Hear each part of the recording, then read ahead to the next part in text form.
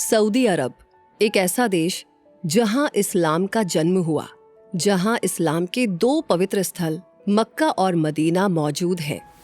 दुनिया का सबसे बड़ा सतत रेत का रेगिस्तान जहां पर स्थित है, जिस देश में पूर्ण राजशाही का शासन है, जिसके पास दुनिया का दूसरा सबसे बड़ा तेल भंडार है और जहां रेगिस्तान का सोना कहलाने वाला खजूर भी पाया जाता है, वो देश सऊदी अरब है, जिसके बारे में ऐसा बहुत कुछ है जो आपको भी जरूर जानना चाहिए।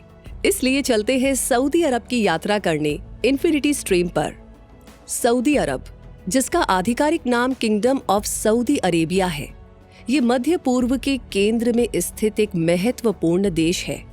ये देश अरब प्रायद्वीप के अधिकांश हिस्से को कवर करता है, जो इसे रणनीतिक रूप से महत्वपूर्ण बनाता है। लगभग 2.15 मिलियन वर्ग किलोमीटर के क्षेत्रफल के साथ ये देश एशिया का 5वां सबसे बड़ा और मध्य पूर्व का सबसे बड़ा देश है। ये एक रेगिस्तानी राष्ट्र है जिसके स्थलीय पड़ोसी देशों में Iraq, Jordan, Kuwait, Oman, Qatar, संयुक्त अरब अमीरात और यमन शामिल हैं। ये पश्चिम में अकाबा की खाड़ी और लाल सागर से और पूर्व में फारस की खाड़ी से घिरा हुआ है और इन सभी तटरेखाओं की कुल लंबाई लगभग 2640 किलोमीटर है, जो इसे समुद्री व्यापार, सुरक्षा और कूटनीति के मामले में एक महत्वपूर्ण स्थान प्रदान करती है। समुद्री सीमाओं की अगर हम बात करें तो सऊदी अरब लाल सागर में मिस्र, सूडान और इरिट्रिया के साथ और फारस की खाड़ी में ईरान, बहरीन, कतर और कुवैत के साथ अपनी समुद्री सीमाएं साझा करता है। इनमें से बहरीन एक पूरी तरह से द्वीपीय देश है, जो किंग फहद कॉजवे नामक पुल के जरिए सऊदी अरब से जुड़ा हुआ है। इस देश की राजधानी रियाद है, जो इसका सबसे बड़ा शहर भी है।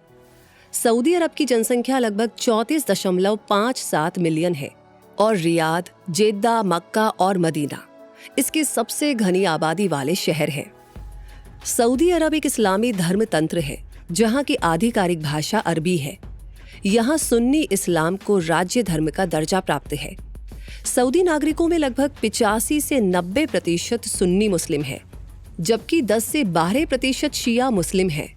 सऊदी अरब का समय भारत के समय से 2 घंटे 30 मिनट पीछे है और इस देश की करेंसी सऊदी रियाल है। एक सऊदी रियाल की कीमत वर्तमान में लगभग 23.36 भारतीय रुपए के बराबर है। सऊदी अरब की लिटरेसी रेट लगभग 97.6% है और इस देश के हेल्थ केयर सिस्टम को डिजिटल हेल्थ इनिशिएटिव्स के जरिए और बेहतर बनाया जा रहा है। सऊदी अरब का समाज बहुत ही पारंपरिक, रूढ़िवादी और गहराई से इस्लामी मूल्यों से प्रभावित है। यहाँ परिवार, बड़ों के प्रति सम्मान और मेहमान नवाजी को सामाजिक जीवन में विशेष महत्व दिया जाता है। ये समाज अपने पुराने रीति रिवाजों, तौर तरीकों और धार्मिक परंपराओं को बहुत ही आदर के साथ निभाता है और उनमें ज्यादा बदलाव पसंद नहीं करता।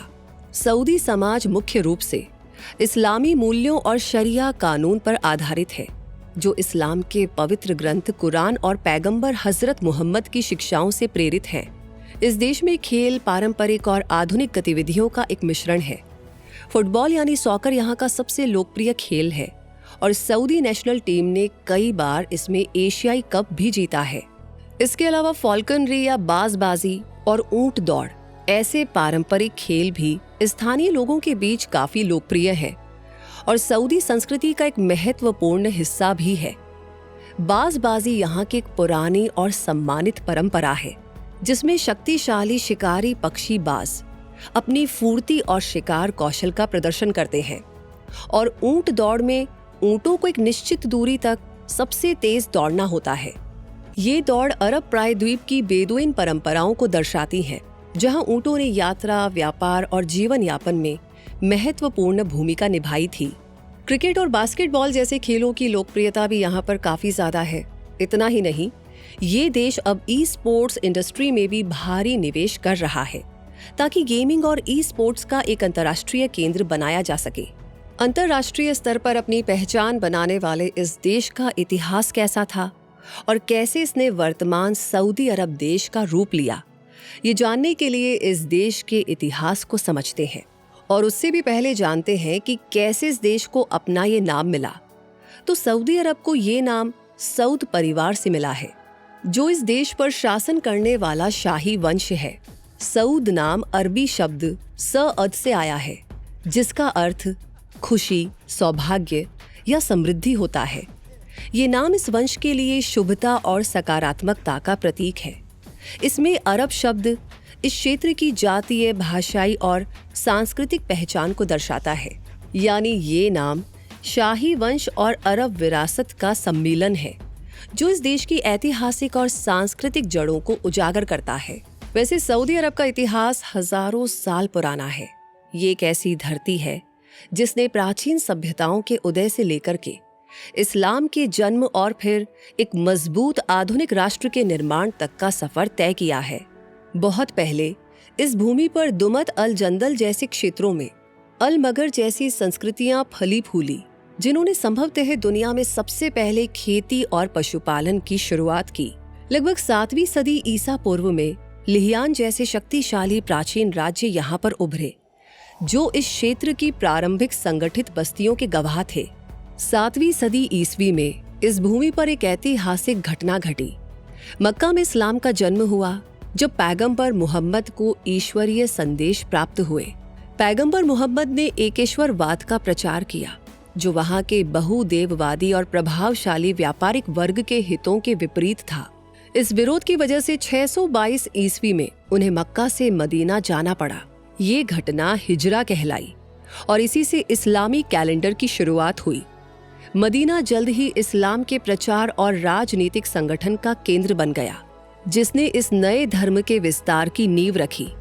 इस्लाम के शुरुआती विस्तार के बाद इस्लामिक खिलाफत और बाद में ओटोमन साम्राज्य ने अरब प्रायद्वीप के तटीय क्षेत्रों पर शासन किया, जबकि भीतरी इलाके स्थानीय कबीलों के अधीन स्वतंत्र रहे।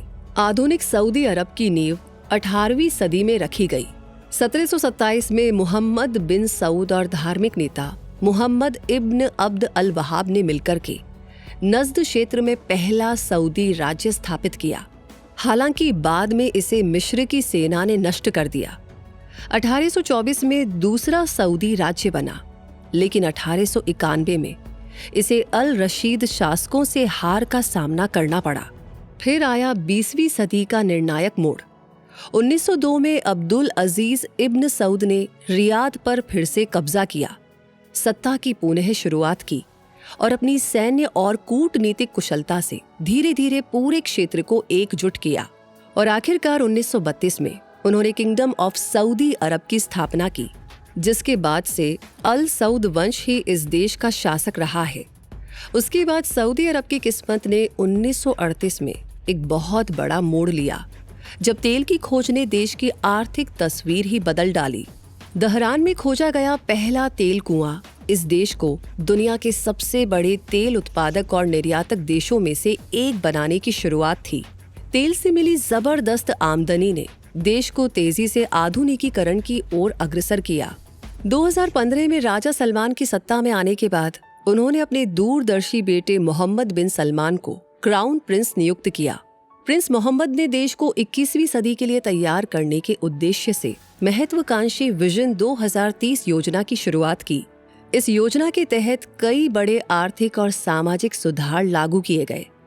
इन सुधारों का मुख्य उद्देश्य देश की तेल पर निर्भरता को कम करना और तकनीक, लॉजिस्टिक्स, पर्यटन और मनोरंजन जैसे नए गैर तेल क्षेत्रों को विकसित करना है। इन सभी प्रयासों से ये देश अब वैश्विक मंच पर अपनी एक नई और आधुनिक पहचान बना रहा है, जो इसकी समृद्ध विरासत और उज्जवल भविष्य का संगम है। और सऊदी अरब का हर प्रतीक इस देश के इतिहास, धर्म और मूल्यों की कहानी कहता है। इस देश का झंडा हरे रंग का है, जो इस्लाम का प्रतीक है। इस पर सफेद रंग में शहादा लिखा हुआ है, जो इस्लामी आस्था की घोषणा है। ये थुलुत लिपि में लिखा गया है और झंडे को इस तरह से डिजाइन किया गया है कि इसे दोनों तरफ से दाएं से बाएं सही ढंग से पढ़ा जा सके।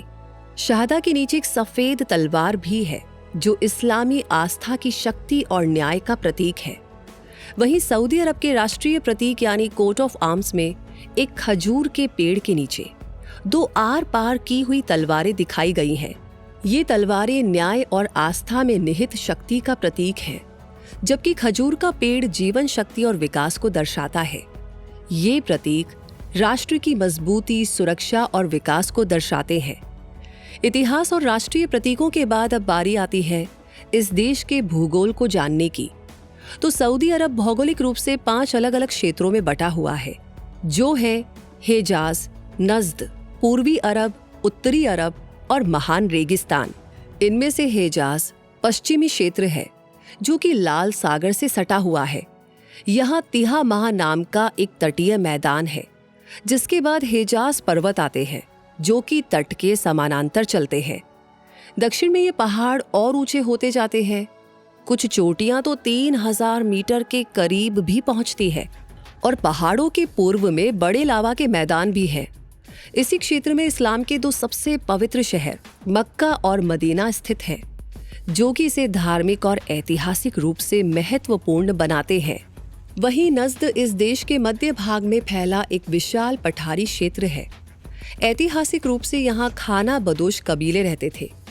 ये पूरब में जबल तुवैक तक फैला हुआ है, जो कि घुमावदार पहाड़ी श्रृंखला है।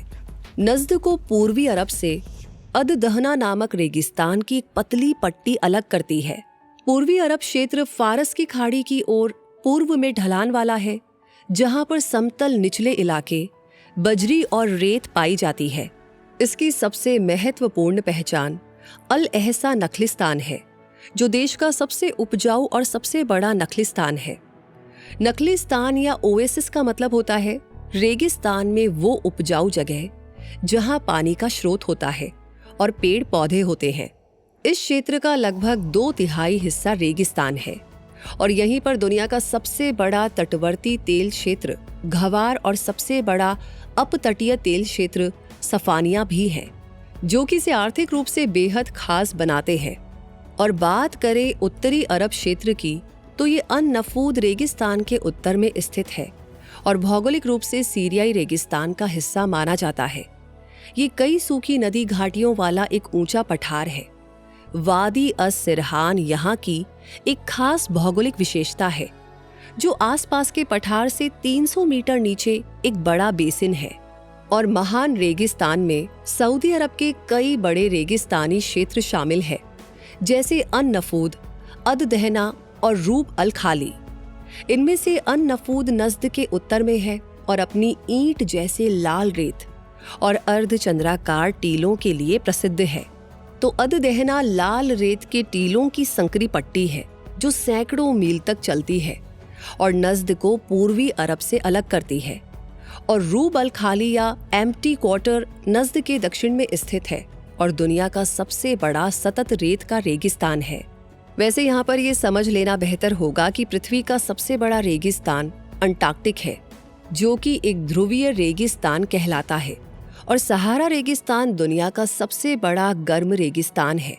वहीं रूब अल खाली दुनिया का सबसे बड़ा सतत रेत का रेगिस्तान है, यानी एक ऐसा रेगिस्तान जहाँ पर बिना किसी रुकावट के रेत का एक विशाल और लगातार फैलाव है। ये सऊदी अरब के कुल क्षेत्रफल का 1/4 से ज्यादा है। इसमें विशाल रेत के टीले, रेत की चादरें और नमक के मैदान भी शामिल है। ये इलाका इतना गर्म, सूखा और रेतीला है कि यहाँ ना तो लोग बसते हैं और ना ही खेती हो सकती है। इसलिए इसे एम्प्टी क्वार्टर यानी खाली इलाका कहा जाता है। तो अब आगे इन 5 क्षेत्रों के बाद अगर सऊदी अरब के सबसे ऊंचे और निचले बिंदु के बारे में हम बात करें, तो इस देश का सबसे निचला बिंदु फारस की खाड़ी और लाल सागर है, क्योंकि ये दोनों समुद्र तल पर है। और सऊदी अरब का सबसे ऊंचा बिंदु पारंपरिक रूप से जबल सऊदा को माना जाता है, जिसकी ऊंचाई लगभग 3015 मीटर है। हालांकि सर्वेक्षणों में जबल फरवा को इससे भी अधिक ऊंचा पाया गया है, जिसकी ऊंचाई लगभग 3133 मीटर मानी जाती है। ये दोनों ही असीर क्षेत्र के अंतर्गत आते हैं। जबल फरवा क्षेत्र न केवल ऊंचाई की दृष्टि से महत्वपूर्ण है, बल्कि ये सऊदी अरब के उन गिने चुने इलाकों में भी आता है जहां पर अपेक्षाकृत ठंडी जलवायु और अधिक वर्षा होती है।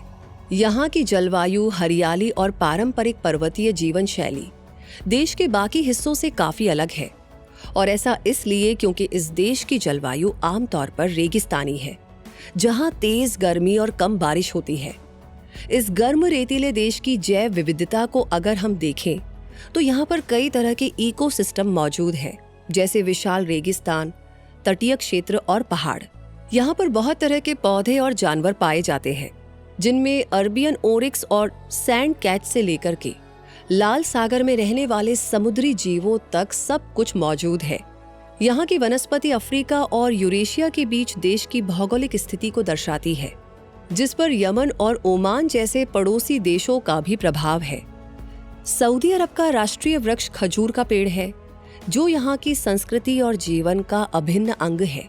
ये न केवल मीठे फल देता है, बल्कि सदियों से रेगिस्तानी जीवन में भोजन, आश्रय और लकड़ी का एक महत्वपूर्ण स्रोत भी रहा है।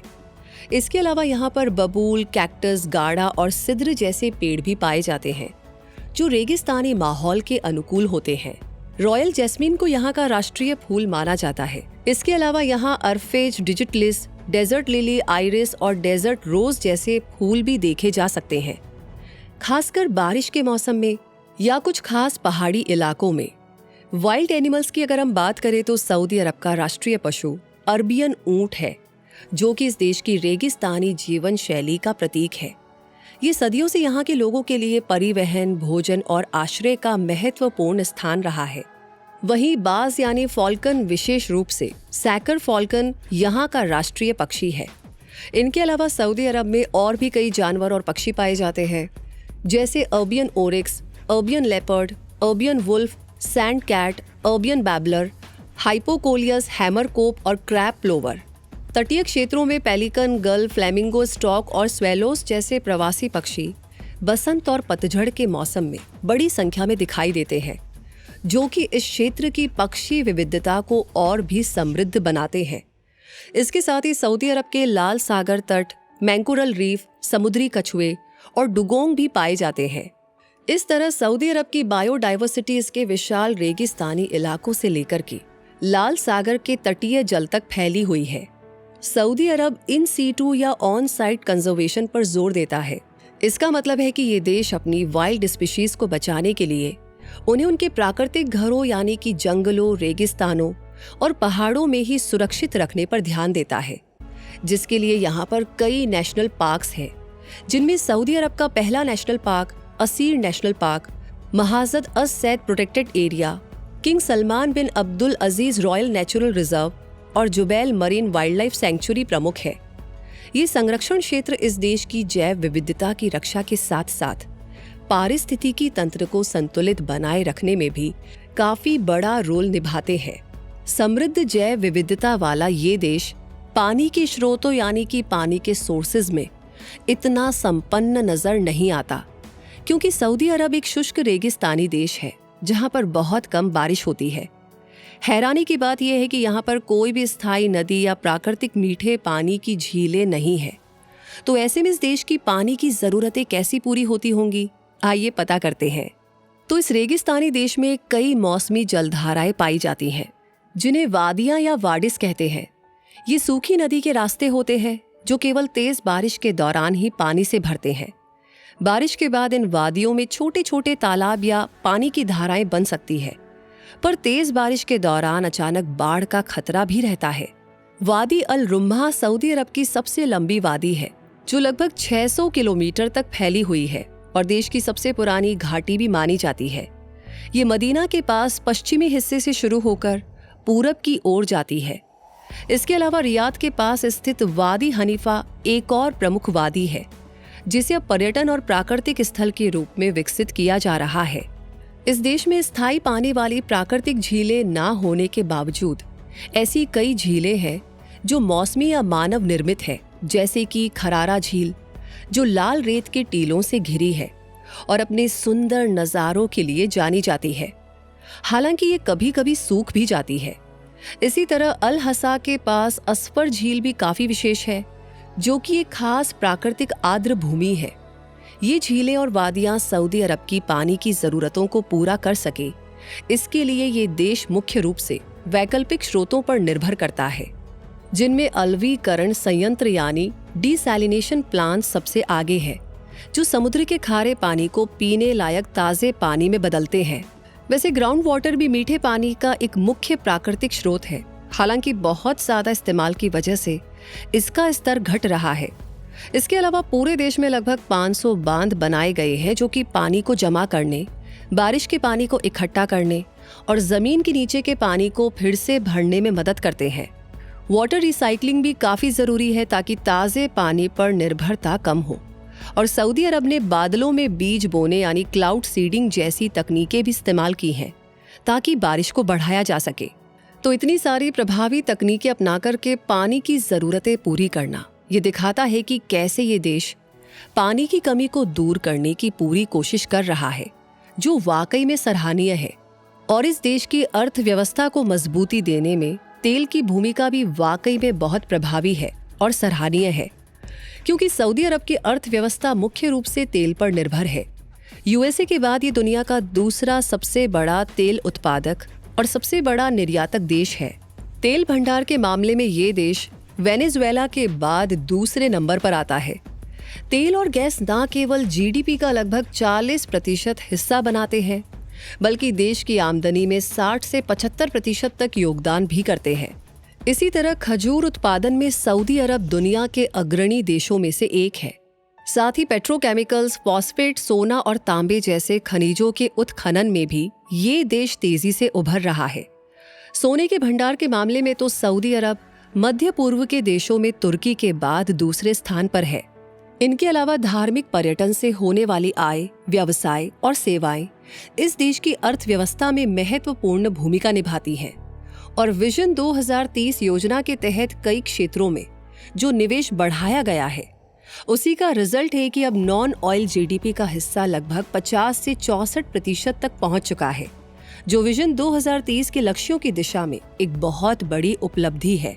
तो इन सभी पहलों के जरिए सऊदी अरब तेल पर निर्भरता कम करके विभिन्न क्षेत्रों वाली एक समृद्ध और टिकाऊ आर्थिक शक्ति बनने की दिशा में आगे बढ़ रहा है।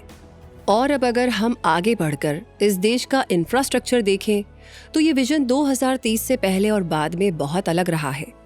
पहले इसका इंफ्रास्ट्रक्चर ज्यादातर तेल उद्योग और धार्मिक पर्यटन पर केंद्रित था। शहरों का विकास भी पारंपरिक था, जहां पर आधुनिकता तो थी पर भविष्य की बड़ी जरूरतों के हिसाब से बड़े बदलाव नहीं थे। फिर विजन 2030 आने के बाद इंफ्रास्ट्रक्चर में एक बड़ा चेंज आया। अब नियोम, रेड सी प्रोजेक्ट और कीदिया जैसे बड़े प्रोजेक्ट शुरू हुए हैं, जो सिर्फ इमारतें या शहर नहीं बल्कि सऊदी अरब के भविष्य को नया रूप देंगे। इन प्रोजेक्ट्स में पर्यावरण, तकनीक और पर्यटन पर खास ध्यान दिया गया है। इनके अलावा रियाद मेट्रो जैसी योजनाओं से शहरों में यात्रा आसान बन रही है और जेद्दा टावर जैसी गगनचुंबी इमारतें भी बन रही हैं, जो दुनिया की सबसे ऊंची इमारतों में से एक होगी। इसमें किंग सलमान पार्क जैसे बड़े शहरी पार्क और रोशन जैसी आधुनिक आवासीय परियोजनाएं भी शामिल है, जो लोगों के जीवन स्तर को बेहतर बनाने पर केंद्रित है। आज सऊदी अरब डिजिटल सेवाओं, ई गवर्नेंस और स्मार्ट टेक्नोलॉजी में भी अग्रणी बनता जा रहा है, जिससे उसकी ग्लोबल डिजिटल रैंकिंग में सुधार हुआ है। इस तरह ये देश तकनीक, निवेश और रोजगार के नए अवसरों वाले भविष्य की तैयारी में जुटा है और इसका आधुनिक इंफ्रास्ट्रक्चर इसमें अहम भूमिका निभा रहा है। और जब हम इस देश के पॉलिटिकल स्ट्रक्चर को देखते हैं तो पता चलता है कि सऊदी अरब एक पूर्ण राजशाही है, जिसका मतलब है कि पूरा देश एक ही व्यक्ति यानी राजा के अधीन रहता है। राजा के पास सारी सत्ता होती है और वही देश का मुखिया, सरकार का प्रमुख और सेना का कमांडर भी होता है। राजशाही की सत्ता मुख्य रूप से अल सऊद शाही परिवार के हाथों में है, जो सरकार, प्रशासन, रक्षा और न्यायपालिका में ऊंचे पदों पर नियुक्तियां करता है। मंत्री परिषद जो राजा द्वारा नियुक्त की जाती है, वो नीतियों का निर्धारण और प्रशासनिक काम करती है, लेकिन इसकी शक्ति राजा के अधीन रहती है। इस देश का कोई लिखित संविधान नहीं है, बल्कि शरीयत को ही देश का बुनियादी कानून माना जाता है। सऊदी अरब का प्रशासनिक ढांचा कई स्तरों में बटा हुआ है, जिनमें से सबसे बड़ा प्रशासनिक हिस्सा प्रांत या प्रोविंस कहलाता है। और इस देश में कुल 13 प्रांत हैं, जो भारत के राज्यों की तरह होते हैं। हर प्रांत को फिर छोटे छोटे हिस्सों में बांटा जाता है, जिन्हें गवर्नेट कहते हैं, जो भारत के जिलों जैसे होते हैं। सऊदी अरब में लगभग 118 गवर्नेट्स हैं, गवर्नरेट के अंदर और भी छोटे हिस्से होते हैं, जैसे नगर पालिकाएं और गांव। अगर सबसे बड़े प्रांत की हम बात करें तो पूर्वी प्रांत, जिसे अश-शर्किया भी कहते हैं, वो सऊदी अरब का सबसे बड़ा प्रांत है। ये फारस की खाड़ी और विशाल एम्प्टी क्वार्टर रेगिस्तान का एक बड़ा हिस्सा घेरता है और तेल उत्पादन का भी मुख्य केंद्र है। वहीं अल बाहा प्रांत, जो हिजाज क्षेत्र में है, सऊदी अरब का सबसे छोटा प्रांत माना जाता है। इसी तरह सऊदी अरब के 13 प्रांतों में से कुछ सबसे प्रमुख प्रांतों के बारे में अगर हम जानें तो पूर्वी प्रांत के अलावा इनमें शामिल है रियाद, मक्का, मदीना और असीर प्रांत। रियाद प्रांत इस देश के मध्य भाग में स्थित है। इसकी राजधानी रियाद शहर है और ये प्रांत देश के आर्थिक और सांस्कृतिक विकास में बहुत अहम भूमिका निभाता है। मक्का प्रांत सऊदी अरब के पश्चिमी हिस्से में स्थित है और इस्लाम धर्म के लिए सबसे पवित्र स्थान है। जेद्दा, जो देश का सबसे बड़ा बंदरगाह और आर्थिक केंद्र है, वो भी इसी प्रांत में है। इस प्रांत का एक बड़ा हिस्सा लाल सागर के किनारे पर है, जिससे इसका रणनीतिक और धार्मिक महत्व बढ़ जाता है। मक्का प्रांत के उत्तर में स्थित मदीना प्रांत इस्लाम का दूसरा सबसे पवित्र स्थान है। ये प्रांत ऐतिहासिक और धार्मिक रूप से बहुत महत्वपूर्ण है और यहाँ भी बड़ी संख्या में हज और उम्रा करने वाले श्रद्धालु आते हैं। और सऊदी अरब के दक्षिण पश्चिमी हिस्से में स्थित असीर प्रांत अपनी प्राकृतिक सुंदरता और वन्य जीवों के लिए प्रसिद्ध है। और इतना ही नहीं, यहाँ पर कुछ सबसे ऊंची चोटियां भी पाई जाती हैं। तो अब आगे बढ़ते हैं प्रांतों से होते हुए इस देश के पर्यटन स्थलों तक पहुंचने की, जिसकी शुरुआत सऊदी अरब की राजधानी रियाद से की जा सकती है, जो कि अपनी मॉडर्न स्काईलाइन के लिए जाना जाता है। यहाँ पर किंगडम सेंटर टावर है, जिसकी स्काई ब्रिज से पूरे शहर का शानदार नज़ारा दिखाई देता है। रियाद में आपको मसमक किला मिलेगा, जो सऊदी अरब के एकीकरण का प्रतीक है और देश के इतिहास को करीब से जानने का मौका देता है। मुरब्बा हिस्टोरिकल पैलेस किंग अब्दुल अजीज के जीवन और राज्य के आधुनिकीकरण की झलक आपको दिखाता है। यहीं पर king Abdul Aziz centre for world culture भी है, जहां कला प्रदर्शनियां और कॉन्फ्रेंस होती हैं। और अगर आप शहर से थोड़ा हट कर के कुछ अनोखा देखना चाहते हैं तो रियाद के पास एज ऑफ द वर्ल्ड जा सकते हैं। ये एक प्राकृतिक अजूबा है, जहां से खुली घाटी के शानदार नज़ारे दिखाई देते हैं। तो अब अगर हम पश्चिमी तट की ओर बढ़ें तो जेद्दा का तटीय शहर पारंपरिक और आधुनिक वास्तुकला का मिश्रण है। यहाँ जेद्दा कॉर्निश, किंग फहद फाउंटेन और अल तैबात सिटी म्यूजियम जैसे आकर्षण है। जेद्दा से लगा लाल सागर तट खूबसूरत बीच, क्रिस्टल क्लियर पानी, बेहतरीन स्नॉर्कलिंग और डाइविंग एक्सपीरियंसेस के लिए मशहूर है। थोड़ा और दक्षिण पश्चिम में असीर क्षेत्र आपको ठंडे मौसम, हरे भरे पहाड़ों और अद्भुत प्राकृतिक सुंदरता को देखने का मौका देगा। इस प्रांत की राजधानी आभा में आप न केवल केबल कारों का आनंद ले सकते हैं, बल्कि यहाँ की ऐतिहासिक इमारतें भी देख सकते हैं। यहीं पर आपको सऊदी अरब की सबसे ऊंची चोटियां सऊदा पर्वत और जबल फरवा भी मिलेंगी। इसके अलावा इस क्षेत्र का रिजाल अल्मा गांव भी काफी प्रसिद्ध है, जो विशिष्ट पत्थर की इमारतों और किलों के लिए प्रसिद्ध है। वहीं पूर्वी सऊदी अरब में दुनिया का सबसे बड़ा नखलिस्तान अल अहसा है, जो 2.5 मिलियन से ज्यादा खजूर के पेड़ों का घर है और अपनी प्राकृतिक सुंदरता और ऐतिहासिक महत्व के लिए प्रसिद्ध है। इसमें कई प्राकृतिक झरने, नहरें और पुरातात्विक स्थल मौजूद हैं, जो कि इसे एक महत्वपूर्ण पर्यटन स्थल बनाते हैं। यहाँ का अल काराह पर्वत अपनी गुफाओं के लिए फेमस है और सूक अल कैसरिया नामक एक प्राचीन बाजार आज भी व्यापारियों का केंद्र बना हुआ है। इसके अलावा अल वाबा क्रेटर एक शानदार प्राकृतिक क्रेटर है, जिसके बारे में माना जाता है कि ये ज्वालामुखी विस्फोट से बना है। और लाल सागर में स्थित फरासन द्वीप संरक्षित क्षेत्र में समृद्ध जैव विविधता पाई जाती है, जिसमें प्रवाल भित्तियां और मैंग्रोव शामिल है, जो समुद्री जीवन के शौकीनों के लिए बेहतरीन जगह है। वहीं धार्मिक पर्यटन की दृष्टि से सऊदी अरब के शहर मक्का और मदीना बेहद महत्वपूर्ण है। मक्का इस्लाम का सबसे पवित्र शहर है और इस्लामी आस्था का केंद्र बिंदु है। यहाँ काबा स्थित है, जो एक घनाकार इमारत है जिसे अल्लाह का घर माना जाता है। काबा की दिशा में मुंह करके ही दुनिया भर के मुसलमान नमाज करते हैं। इस शहर का आध्यात्मिक महत्व इतना गहरा है कि हर साल लाखों मुसलमान यहाँ हज और उम्रा जैसी धार्मिक यात्राओं के लिए आते हैं। हज इस्लाम के 5 स्तंभों में से एक है, जबकि उम्रा एक छोटी तीर्थ यात्रा है जिसे साल में किसी भी समय किया जा सकता है। वहीं मदीना इस्लाम का दूसरा सबसे पवित्र शहर है। ये पैगंबर मोहम्मद के दफन का स्थान है और यहाँ उनकी मस्जिद अल मस्जिद अन नबवी स्थित है। ये मस्जिद अपनी भव्य वास्तुकला और गहरे आध्यात्मिक महत्व के लिए जानी जाती है। ये दोनों शहर दुनिया भर के मुसलमानों के लिए गहन आस्था और श्रद्धा के केंद्र है, इसलिए यहाँ की यात्रा उनके जीवन की सबसे महत्वपूर्ण आध्यात्मिक यात्राओं में से एक मानी जाती है। इनके अलावा सऊदी अरब में कई शानदार यूनेस्को विश्व धरोहर स्थल भी हैं, जिनमें अल एहसा नखलिस्तान भी शामिल है और ये सभी स्थान भी अल उला क्षेत्र में स्थित पुरातात्विक स्थल, जो आपको प्राचीन नबाती सभ्यता की कला और वास्तुकला दिखाएगा, जहां गुलाबी लाल बलुआ पत्थर की चट्टानों में 100 से भी ज्यादा स्मारकीय कब्रें खुदी हुई हैं। दिरी यहाँ का अत तुराफ इलाका, जो सऊदी अरब की स्थापना का जन्म स्थान माना जाता है, जहां पर आप पारंपरिक नजदी वास्तुकला और मिट्टी की ईंटों से बनी इमारतें देख सकते हैं।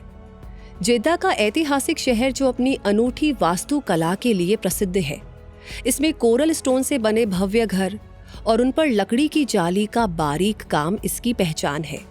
ये स्थापत्य शैली जेद्दा के उस समृद्ध अतीत की कहानी कहती है, जब ये एक महत्वपूर्ण बंदरगाह के रूप में जाना जाता था। और हाल क्षेत्र में मौजूद रॉक आर्ट और हीमा, जो कि एक महत्वपूर्ण सांस्कृतिक धरोहर है। तो देखा आपने, सऊदी अरब में इतने सारे विश्व धरोहर स्थल और पर्यटन स्थल है कि ये देश एक पर्यटक के लिए बेहद खास बन जाता है। यकीनन आपके अंदर का टूरिस्ट इन सबको मिस नहीं करना चाहेगा। और इन टूरिस्ट स्पॉट्स की तरह इस देश में बहुत सारे त्योहार भी मनाए जाते हैं, जो इसकी गहरी संस्कृति, परंपराओं और आधुनिक मनोरंजन का एक खूबसूरत संगम दिखाते हैं। सऊदी अरब में 2 सबसे खास और बड़े इस्लामी त्योहार ईद अल फितर और ईद अल अधा है। ईद अल फितर, जिसे अक्सर मीठी ईद भी कहा जाता है, रमजान के पाक महीने के रोजे समाप्त होने पर मनाई जाती है। दूसरी ओर ईद अल अधा, जिसे बकरीद या बकरा ईद भी कहा जाता है, हज यात्रा के समापन पर मनाया जाता है। इसे बलिदान का त्योहार कहा जाता है। इन दोनों ही त्योहारों पर परिवार और समुदाय के लोग एक साथ मिलकर के ईद की नमाज अदा करते हैं, एक दूसरे को गले लगाते हैं और तोहफे देते हैं, साथ ही पारंपरिक व्यंजनों का आनंद लेते हैं। ये त्योहार सऊदी अरब के सांस्कृतिक और धार्मिक जीवन का एक अहम हिस्सा है और ये सामाजिक एकता को भी बढ़ावा देते हैं। तो इन धार्मिक त्योहारों के अलावा सऊदी नेशनल डे भी एक बहुत बड़ा उत्सव है, जो हर साल 23 सितंबर को देश के एकीकरण की खुशी में मनाया जाता है। इस दिन पूरा देश हरे और सफेद रंगों से सजा होता है और लोग आतिशबाजी, परेड और ट्रेडिशनल फोक डांसेस के साथ जश्न मनाते हैं। साल 2019 से सऊदी अरब ने सीजन्स नाम से कई मौसमी उत्सव शुरू किए हैं, जो टूरिस्ट और लोकल्स दोनों के बीच खूब फेमस हुए हैं। इनमें रियाद सीजन सबसे बड़ा है, जो रियाद को एक विशाल मनोरंजन हब में बदल देता है। यहाँ इंटरनेशनल कॉन्सर्ट्स, एग्जीबिशन और वर्ल्ड क्लास शोज होते हैं। इसी तरह जेद्दा सीजन लाल सागर के किनारे वाले शहर जेद्दा के अनोखे चार्म को दिखाता है, जिसमें वाटर एक्टिविटीज, लाइव कॉन्सर्ट्स और ऐतिहासिक गलियों में नाटक होते हैं। वहीं अल उला सीजन, जिसे विंटर एट टंटोरा भी कहते हैं, प्राचीन शहर अल उला में हॉट एयर बलून की सवारी, स्टार गेजिंग, म्यूजिकल कॉन्सर्ट्स और आर्ट की एक्सपीरियंसेस का एक अनूठा मिश्रण पेश करता है। ये सभी सीजन सऊदी की वाइब्रेंट कल्चर और उसके मॉडर्न होते चेहरे को देखने का शानदार मौका देते हैं। इन सीजन्स के अलावा यहाँ ताइफ रोज फेस्टिवल भी मनाया जाता है, जिसमें ताइफ शहर के मशहूर दमास्क गुलाबों का जश्न मनाया जाता है। इसी तरह सौक ओकास एक पुराना और खास कल्चरल फेस्टिवल है, जो कि एक important pre Islamic market place पर ऑर्गेनाइज होता है। वहीं बुरे दाह डेट फेस्टिवल एक फूड फेस्टिवल होता है, जो बुरे दाह रीजन के अलग अलग तरह की खजूरों और उनसे बने प्रोडक्ट्स को शोकेस करता है। आगे फिल्म लवर्स के लिए रेड सी इंटरनेशनल फिल्म फेस्टिवल भी यहाँ पर एक बड़ा इवेंट है। ये सऊदी अरब की बढ़ती हुई फिल्म इंडस्ट्री को प्रमोट करता है और कल्चरल एक्सचेंज का भी एक अच्छा प्लेटफॉर्म है। और किंग अब्दुल अजीज कैमल फेस्टिवल भी यहाँ काफ़ी फेमस है, जो ऊंटों और उनकी रेसिंग पर फोकस करता है। और इस तरह ये सभी त्योहार सऊदी अरब की संस्कृति के अलग अलग पहलुओं को दिखाते हैं और वहाँ के लोगों के जीवन का एक अहम और खुशनुमा हिस्सा बनते हैं। बिल्कुल जैसे यहाँ के व्यंजन। सऊदी अरब का खाना अपने रिच फ्लेवर के लिए जाना जाता है और इस देश की कुछ बहुत पॉपुलर डिशेस में शामिल है कब्सा, जिसे आमतौर पर सऊदी अरब की नेशनल डिश माना जाता है। इसमें चावल को मीट के साथ पकाया जाता है और इलायची, केसर और दालचीनी जैसे खास मसालों का एक बढ़िया मिश्रण इसके स्वाद को बहुत ही शानदार बना देता है। मंडी यमन से इन्फ्लुएंस्ड एक डिश है। इसमें मटन या चिकन को तंदूर या जमीन के अंदर बने पिट में धीरे धीरे पकाया जाता है और चावल के साथ सर्व किया जाता है। सलीक एक क्रीमी चावल की डिश है। मुतबक एक तरह का क्रिस्पी नमकीन पैनकेक होता है। शवौरमा पूरी दुनिया में फेमस है। इसमें मीट को धीमी आंच पर रोस्ट करके पीटा ब्रेड में अलग अलग टॉपिंग के साथ रोल करके सर्व किया जाता है और मामूल खजूर से भरी हुई कुकीज होती हैं। इनके अलावा सऊदी अरब की कई पॉपुलर ड्रिंक्स भी हैं, जिसमें अरेबिक कॉफ़ी शामिल है, जो कि इस देश के कल्चर का अहम हिस्सा है। कॉफ़ी के बाद चाय भी यहाँ पर बहुत पसंद की जाती है, खासकर ब्लैक टी। सोबिया और कमर अल्दीन को ट्रेडिशनल तरीके से रमज़ान में पिया जाता है। इनके अलावा नॉन अल्कोहलिक सऊदी शैम्पेन और डेट मिल्क शेक भी यहाँ की पसंदीदा ड्रिंक्स है। और अब खान पान के बाद अगर हम इस देश की ट्रेडिशनल ड्रेसेस की बात करें तो यहाँ पर पुरुषों का पारंपरिक पहनावा थौब है, जो कि एक लंबी ढीली टखनों तक की रोब होती है, जो अक्सर सफ़ेद रंग की होती है। इसके साथ सिर पर हेड्रेस पहना जाता है और यहाँ पर खास मौक़ों पर थौब के ऊपर एक लंबी रोब बिस्ट भी पहनी जाती है। महिलाओं का पारंपरिक पहनावा अबाया है। ये एक लंबी ढीली और काली रोब होती है। इसके साथ आमतौर पर सिर पर हिजाब या शायला पहना जाता है। कुछ महिलाएं अपनी पसंद से निकाब भी पहनती है। इस पारंपरिक पहनावे को जानने के बाद अब कुछ ऐसी ज़रूरी बातें भी जान लेते हैं जो कि एक पर्यटक के तौर पर इस देश को समझने में मददगार साबित हो सकती हैं। जैसे कि सऊदी अरब की संस्कृति का सम्मान करते हुए ढीले लंबी आस्तीन वाले कपड़े पहनना बेहतर रहता है। सऊदी अरब में दिन में 5 बार नमाज होती है और इस दौरान दुकानें व बिजनेस बंद हो जाते हैं, तो इन क्लोजर का ध्यान रखना और उनका सम्मान करना चाहिए। अगर आप रमजान के दौरान वहां हैं तो दिन के समय सार्वजनिक रूप से खाने पीने या स्मोकिंग करने से बचना चाहिए। स्थानीय रीति रिवाजों का सम्मान करना बहुत अहम है। किसी का अभिवादन करते समय या कोई भी चीज देते या लेते समय हमेशा अपने दाहिने हाथ का इस्तेमाल करना चाहिए। फोटो लेने से पहले हमेशा पूछना चाहिए और सरकारी इमारतों या सेंसिटिव लोकेशंस की तस्वीरें लेने से बचना चाहिए। सोशल मीडिया पर सोच समझकर पोस्ट करनी चाहिए। पब्लिक प्लेसेस पर गले मिलने और हाथ पकड़ने से बचना चाहिए।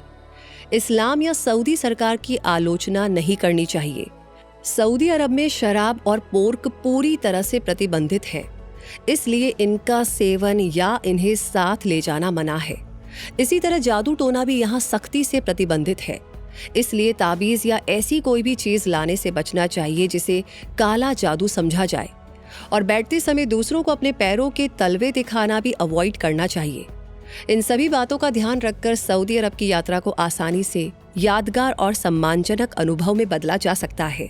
सऊदी अरब की यात्रा के लिए पीक सीजन नवंबर से फरवरी तक होता है और सऊदी अरब जाने के लिए भारतीय नागरिक के पास पासपोर्ट और वीज़ा दोनों होने ज़रूरी हैं। दिल्ली, मुंबई, बेंगलुरु और चेन्नई जैसे भारत के बड़े शहरों से सऊदी अरब के लिए डायरेक्ट फ्लाइट्स मिल जाती हैं, जो कि इस यात्रा को और भी आसान बना सकती है। इसलिए इस देश की रोमांचक यात्रा का प्लान बनाइए और वहां से लौटते समय यादगार और उपहार के रूप में इनमें से कुछ ना कुछ आप जरूर साथ ला सकते हैं। अजवा, सुक्कारी और मेडजुल किस्म के खजूर, camel milk products, oud perfume और इत्र, traditional Arabic coffee pot, Najdi woodwork और गोल्ड ज्वेलरी। इसी के साथ सऊदी अरब देश पर बेस्ड ये डॉक्यूमेंट्री यहीं पर आकर पूरी हुई। आपको इस देश की यात्रा कैसी लगी और आप इसके बारे में कैसा अनुभव कर रहे हैं, हमें कमेंट सेक्शन में अपना प्यार और सपोर्ट जरूर दीजिए। साथ ही कोई नई डॉक्यूमेंट्री देखना चाहते हैं उसका नाम लिख भेजिए। बाकी लाइक ऑलरेडी कर दिया है तो इसे अपने दोस्तों के साथ शेयर करना बिल्कुल ना भूलें। इन्फिनिटी स्ट्रीम, जहां पर आपको मिलती है देश दुनिया की जानकारियां। हमारी इस फैमिली का हिस्सा बनने के लिए हमारे चैनल को सब्सक्राइब करके बेल आइकन को प्रेस कर दीजिए। तब तक के लिए मैं रूबी पारेख आपसे मिलूंगी जल्दी ही। धन्यवाद।